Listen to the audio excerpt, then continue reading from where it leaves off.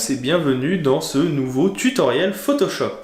Aujourd'hui on va faire un petit peu de dessin et je vais vous montrer comment, pour ma part, je viens réaliser des croquis dans le logiciel en vue de réaliser un painting ou une composition.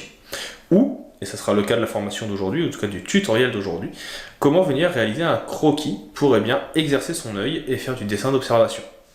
Il y a de nombreux outils à connaître, les grilles, les pinceaux, etc. etc. Dans ce tutoriel un petit peu long, vous allez voir comment utiliser tous ces outils pour pouvoir reproduire une photo que vous avez à côté, un petit peu comme les peintres qui venaient reproduire ce qu'il y avait en face d'eux.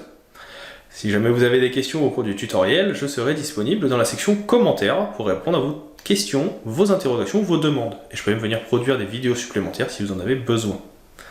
J'espère que cette vidéo en tout cas vous plaira. Si c'est le cas, un partage, un abonnement, un like, c'est ce qui permet à la vidéo et à la chaîne de se développer. Donc pour ça, j'ai besoin de vous. Donc n'hésitez pas. Je vous dis en tout cas à tout de suite pour le reste de la formation, pour le reste de la vidéo et son visionnage.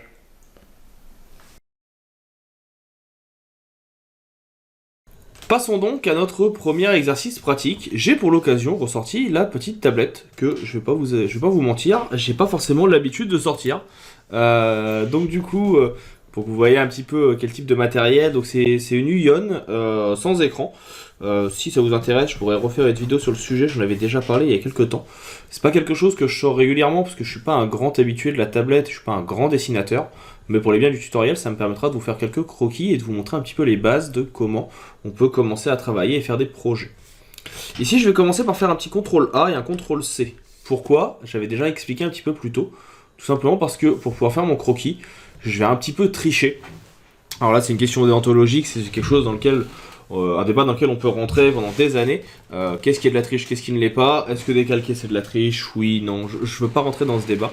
Moi c'est juste pour gagner du temps. Pour mon croquis, on part sur une base de photos qui sera identique en fait à l'autre. Et donc comme ça, je peux faire fenêtre, réorganiser. Et ici, je veux deux fenêtres verticales. Et de cette façon, j'ai mes deux éléments identiques.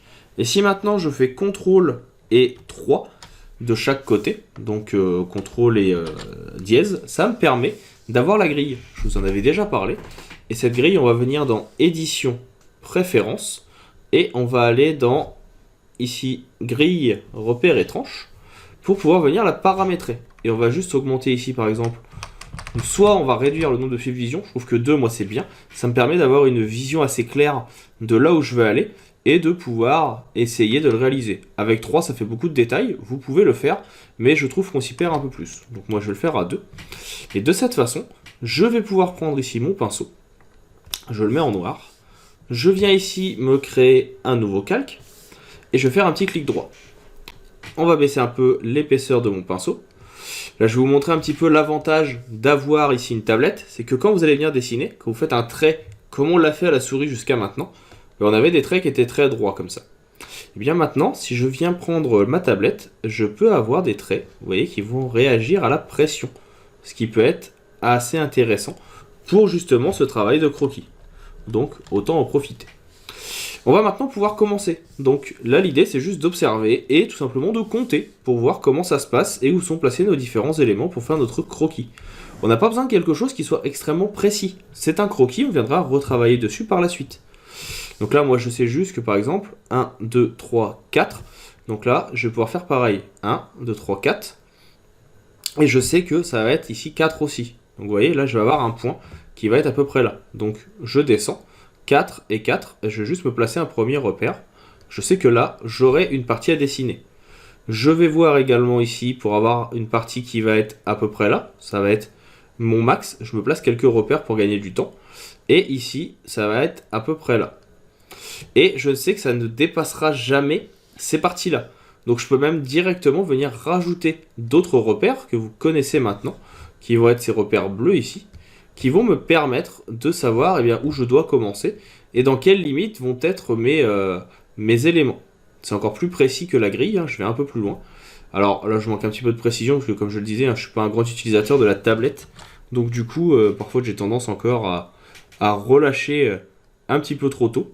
Donc là, hop, je vais juste venir replacer le point au bon endroit. Donc là, c'est à peu près bien. Même si j'ai pas exactement le bon, je vais pas vous mentir, c'est pas grave. Le but, c'est d'avoir quelque chose qui soit utilisable. Et là, on voit qu'on va descendre un petit peu en dessous du premier. pour le maximum, donc ça va être à peu près là. Donc là, je sais en plus que mon dessin va devoir rentrer dans ce carré, ce rectangle que je viens de mettre en place. On va pouvoir commencer maintenant, donc une fois qu'on a ça, eh bien ce n'est plus qu'un travail d'observation. Donc là, avec ma tablette, vous savez que je vais avoir, par exemple, pour mon croquis, alors je recommande pas forcément de venir travailler par petits à-coups comme ça, c'est quelque chose qui se fait en général beaucoup, c'est pas forcément une bonne façon de travailler, ça ne vous apprend pas les choses.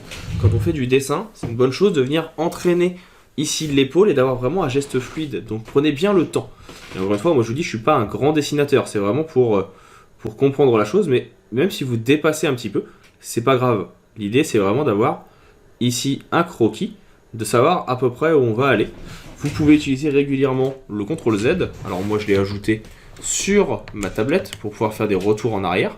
Et l'idée voilà, c'est là je sais que je vais avoir ça. Et on va essayer de venir entraîner tout simplement son poignet petit à petit. Là si vous regardez bien, on voit que ça vient à peu près jusqu'au milieu. Alors j'ai fait exprès de choisir cet outil et cette photo parce que en fait même si je fais des petites imperfections, de toute façon le gâteau n'a pas une forme parfaite. Donc c'est pas grave. Donc là, je sais juste que je dois descendre ici, tout doucement. Et après, jusqu'à l'autre partie, carré par carré, je vais ici. Et donc là, on observe tous ces éléments, un par un. C'est ce qui va nous permettre de pouvoir venir réaliser notre croquis. Donc là, je repasse par endroits. Je vais faire les gâteaux un par un, je ne vais pas tous les faire. Enfin, pas tous en même temps, je veux dire. Je vais vraiment les faire un par un pour voir dans quelle direction artistique je vais vouloir aller et surtout quels vont être les bons éléments. Là, je vois un petit tiers ici et il remonte tout doucement. Donc là, hop, je vais remonter jusqu'à un petit tiers ici. Et après, on a quelque chose qui va remonter jusqu'à la forme qu'on a mis après. Voire même ici, comme ceci. Donc là, je me suis un peu raté. Une fois que j'ai fait ça, on voit que ça avance légèrement et après ça remonte. Donc, hop, on va peut-être avoir même quelque chose, voilà, comme ça. Et ici, on remonte. C'est peut-être pas forcément parfait, encore une fois, mais j'ai quand même un peu la tremblote. Donc, n'hésitez pas à vous y reprendre à plusieurs fois pour avoir quelque chose qui peut vous plaire. N'hésitez pas non plus à faire des petits arrêts, des petits retours en arrière et à utiliser la gomme, parce que là, par exemple, hop, j'étais un peu trop loin. Donc, un petit coup de gomme. Là, je suis pas mal. Et là, je vois que jusqu'à mon trait suivant, il va falloir que j'aille à peu près ici. Donc, voilà. Là, je suis pas mal. Et ensuite, je vois qu'il y a une petite intersection qui redescend. Voilà. Et ici, ça remonte. Pourquoi je vous propose vraiment de faire ce type d'exercice? Tout simplement parce que ça vous oblige à observer. Alors oui, certains penseront que c'est de la triche, mais outre le fait que ça soit de la triche, entre guillemets, ça vous oblige à regarder comment sont placés les éléments, où sont placés les traits importants, les objets, et en réalité, il faut savoir que c'est 60-70% du travail de dessinateur, c'est d'observer ce qui est présent et de voir comment ça fonctionne. Parce que c'est tout simplement que de la reproduction de faire du dessin. Donc une fois que vous avez compris comment reproduire des choses, eh bien vous avez, pour ainsi dire, gagné une grande partie de l'avancement de votre projet. Donc là vous voyez, je vais réavancer. Et puis on va continuer à travailler sur ça. Alors là, hop, j'ai été un peu trop loin. Donc là, de ce que je vois, donc ici, on va avoir une partie qui va être là. Donc là, c'est celle-là, si vous regardez bien en parallèle. Et elle remonte jusqu'à la moitié du deuxième carré. Donc à peu près jusqu'ici. Donc là, il faut que je fasse quelque chose qui fasse à peu près ça. Hop, je l'ai fait un peu trop. Voilà, à peu près jusqu'ici. Et si vous regardez, je suis pas trop mal, je pense, sur la forme. On est sur quelque chose qui va correspondre plus ou moins. L'autre côté, on va avoir la même chose, sauf que ça va pas aller jusqu'au bout. Ça va venir ici. On va partir de la moitié. On va avoir quelque chose qui va descendre ici. Voilà. Donc là, hop. Non, je vais essayer de trouver le bon trait. Ah ouais, que ça peut être très vite devenir très très long de trouver exactement le bon trait, la bonne forme. Mais c'est ce qui va vous permettre d'avoir un rendu beaucoup plus intéressant. Là, en fait, j'ai été un petit peu trop loin. Pour moi, hop, c'est plutôt jusque là qu'il faut descendre. Et là, ici, on aura quelque chose qui va se rejoindre pour pouvoir entamer l'arrondi, si j'observe bien. Et après, là, on va avoir un arrondi qui va faire ça. Vous voyez, ici, un petit arrondi qui va continuer jusque là pour notre deuxième gâteau. Donc là, ça sera un peu caché. Là, il y aura un arrondi, c'est jusque là, ça sera le travail d'ombre après qui va faire qui va faire le job justement, hein, parce que là du coup, ici, c'était en fait quelque chose qui va être un peu arrondi. Donc il faudra venir retravailler le croquis. Moi j'ai un petit clic droit que j'ai mis qui permet de venir avoir accès à mes paramètres de pinceau. Donc ça je vous le recommande, vous le paramétrez comme vous voulez après. C'est vous qui définissez votre façon de travailler. Mais personnellement je trouve que le clic droit sur le stylet, c'est une bonne chose. Ça permet de gagner pas mal de temps. Et là en fait si vous regardez bien, déjà j'ai un peu trop dépassé, ça va être là. Et en fait pour le deuxième, ça va être à peu près comme ça.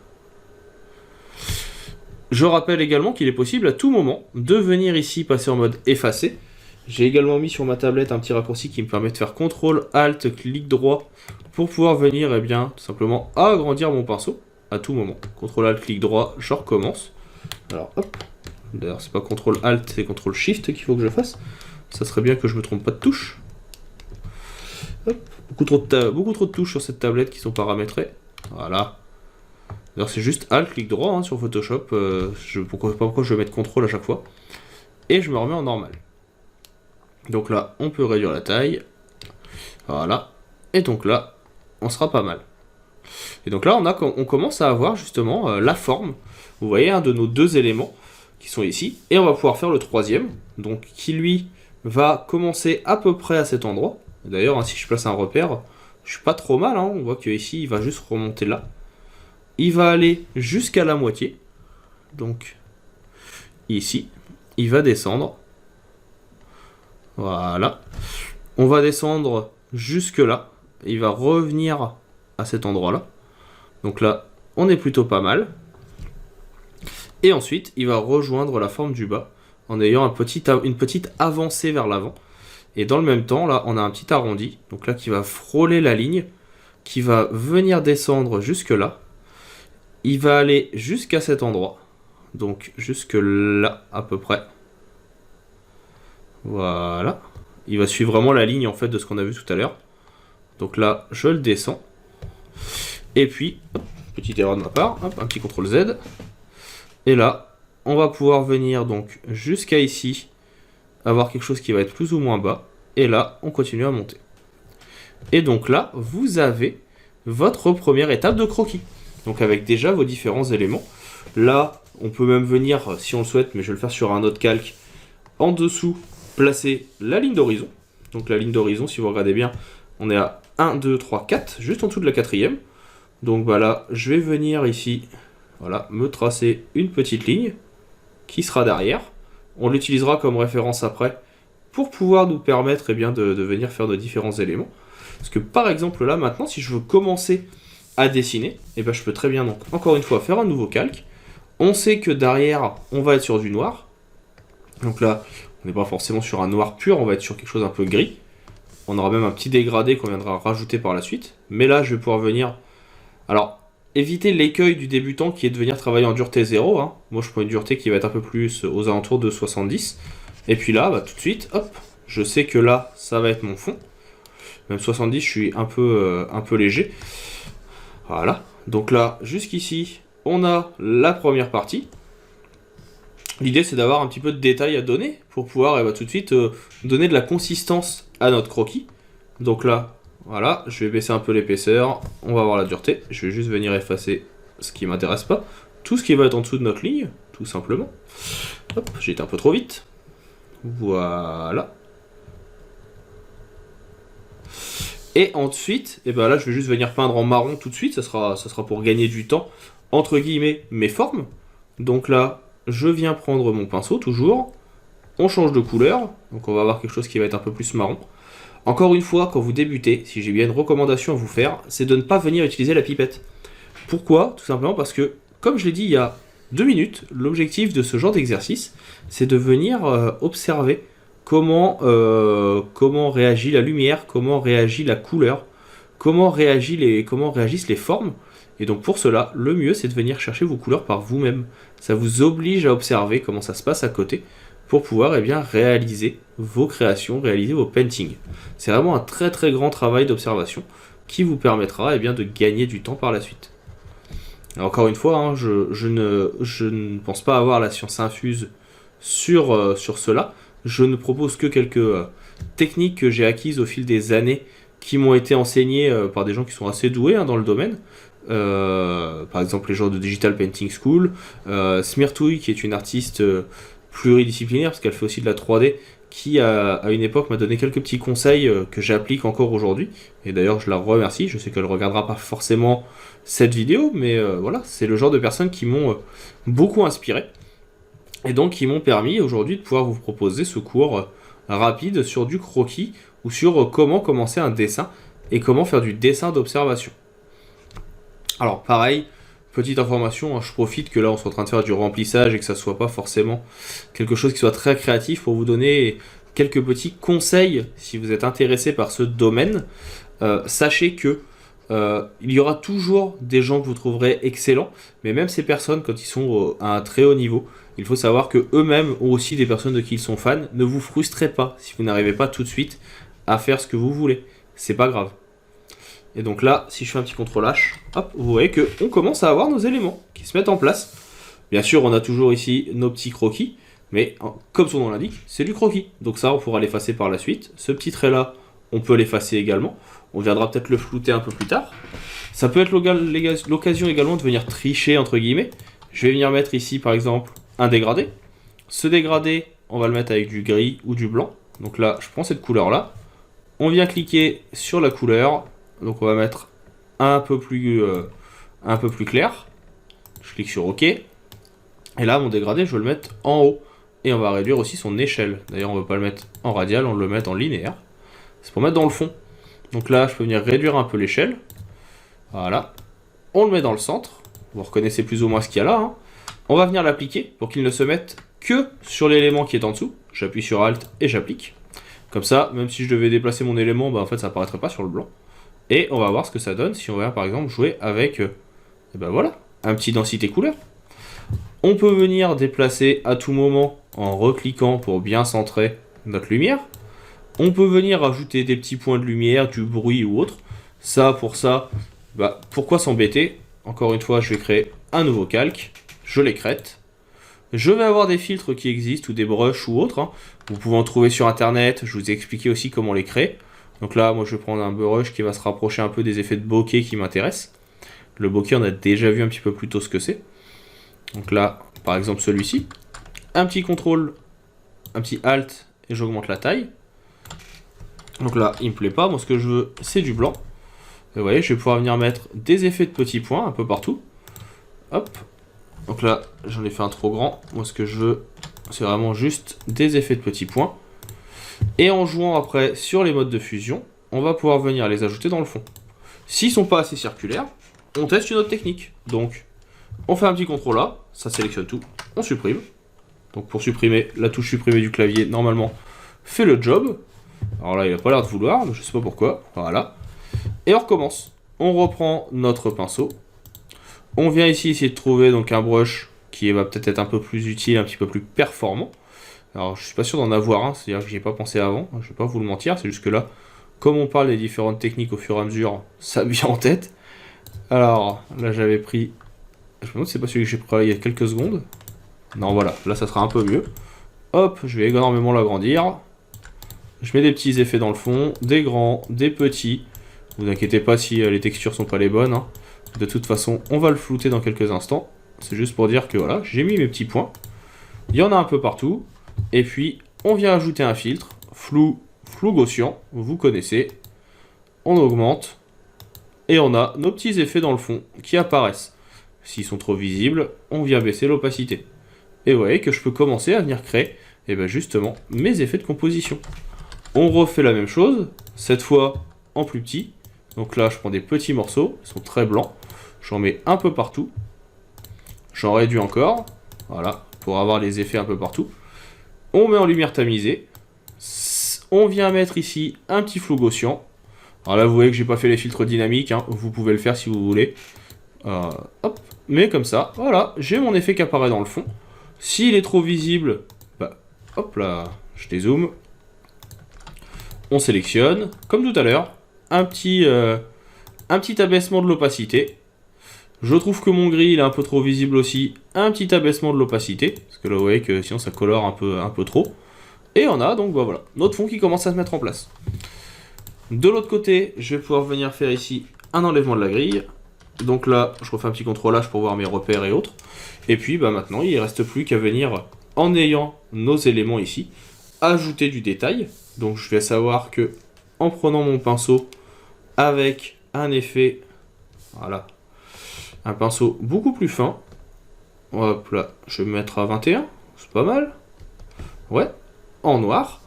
Et bah que ici, si je regarde bien, alors là, encore une fois, vous pouvez remettre la grille si vous voulez, hein, mais ici, je vais avoir une zone qui va être... Alors je l'ai fait trop grand. Hop. J'ai pas pris le bon, surtout. Celui-là, il simule pas la pression. Mais voilà, là, je sais que maintenant, je vais avoir à peu près ici un élément qui va être circulaire. Il faudra que je change la couleur. Et voilà, il est là. Là, c'est le centre. Donc là, je vois également que ici, vous voyez, on va avoir un changement de couleur par la suite dans ces eaux-là. Donc ça, je le note. Comme ça, moi, je saurai qu'il faudra que je travaille ici. Ici, on va avoir le changement d'orientation. C'est l'élément qui est là. Donc même si c'est pas exactement le même, là, je ne veux pas reproduire à l'identique. L'idée, comme je disais tout à l'heure, c'est vraiment d'observer et de voir comment ça se passe.